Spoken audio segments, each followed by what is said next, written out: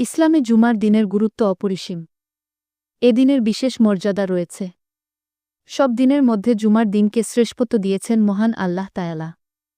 পবিত্র কোরআন ও হাদিসে এ দিনের বিশেষ সম্মান ও মর্যাদার কথা বলা হয়েছে।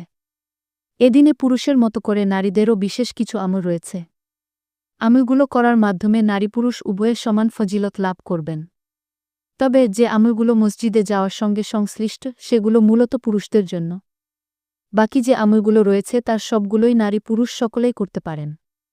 যেমন গোসল করা, বেশি বেশি দরুদ পাঠ করা, সূরা কাহাফ তিলাওয়াত করা, হাতে পায়ের নখ কাটা ইত্যাদি। এছাড়া নারীরা জুমার নামাজের পরিবর্তে ঘরে জোহরের নামাজ আদায় করবেন। হজরত উম্মে সালামা থেকে বর্ণিত হাদিসে এসেছে, নারীরা জুমার দিনে পুরুষদের সওয়াব অর্জনে সহায়তা করবে। নবীজি বলেছেন, যে ব্যক্তি সৎপথের দিকে ডাকবে সে তার অনুসারীর সমান সওয়াব পাবে, অথচ অনুসরণকারীর সওয়াব কমানো হবে না। অন্যদিকে যে ব্যক্তি ভ্রষ্টতার দিকে ডাকবে সে তার অনুসারীর সমান পাপে জর্জরিত হবে, তার অনুসারীর পাপ মোটেও কমানো হবে না। আবু দাউদ ৪৬০৯।